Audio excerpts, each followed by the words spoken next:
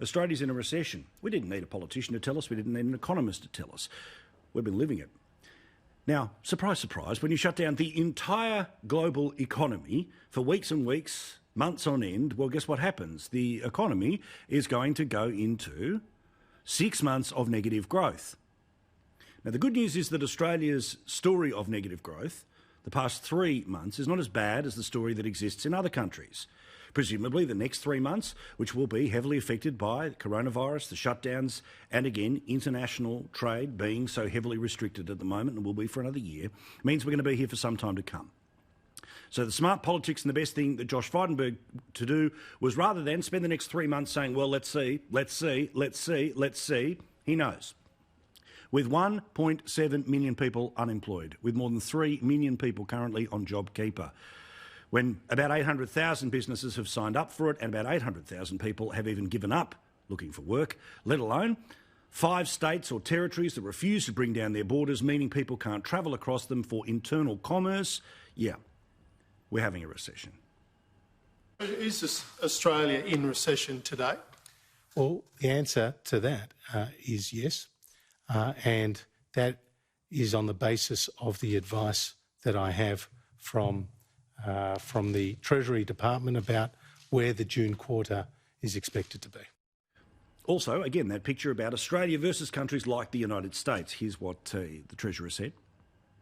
The fact that the Australian economy only contracted by 0.3% shows the Australian economy's remarkable resilience.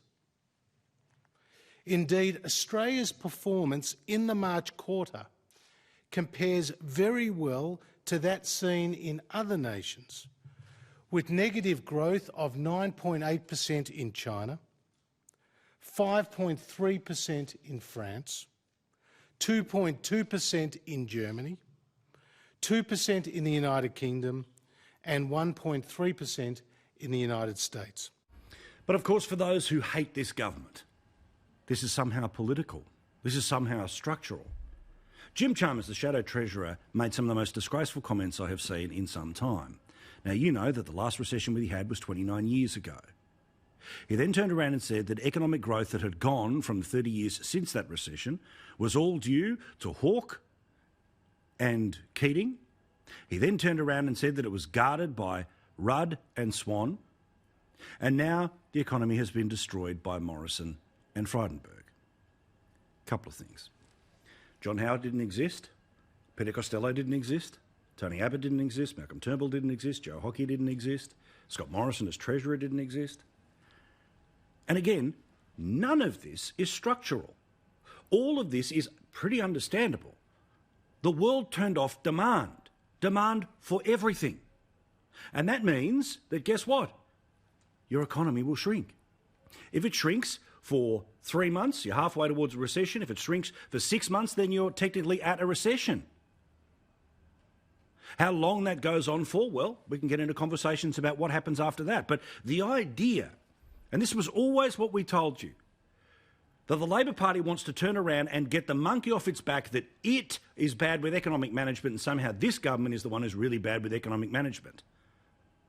The arrogance of this, the fact that this got run everywhere today, so effortlessly across the media, tells you about how this is all just a game. The recession that you and I are living is very real. You know the pressure that's in every single family in Australia.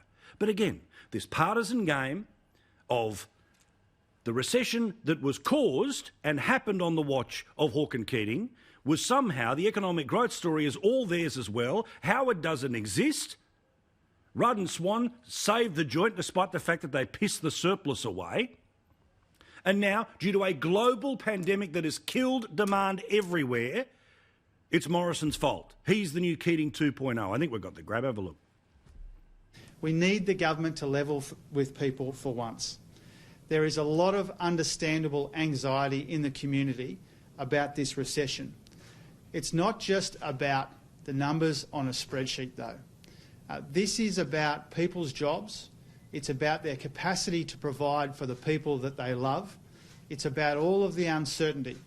Oh, what blather and bullshit. Anyway, Philip Curry, who's been writing excellent stuff all the way through this pandemic, writes in the Financial Review. Really, what I quote another person's opinion so high at the time that I like to tell you what mine is. But I respect Philip Curry and particularly what he writes about this. Australia's recession is the price of humanity. Australia's first recession in almost 29 years will be the consequence of a government treating us as a society rather than an economy. Had the federal government and state governments not opted for such drastic course of action, we would be having a very different conversation today. Put simply, if we didn't go into lockdown, and I saw some things being said about this, if we didn't go into lockdown, we know the virus would have gone even worse in Australia. We can now come out of that lockdown, pull down those borders and make the most of the fact that the virus has basically disappeared in Australia. And for those who like to be the amateur fact checkers, there are almost 26 million people in Australia and there are just 26 people in hospital right now with coronavirus. That's the numbers that I'm talking about. You know, the ones the Department of Health put out.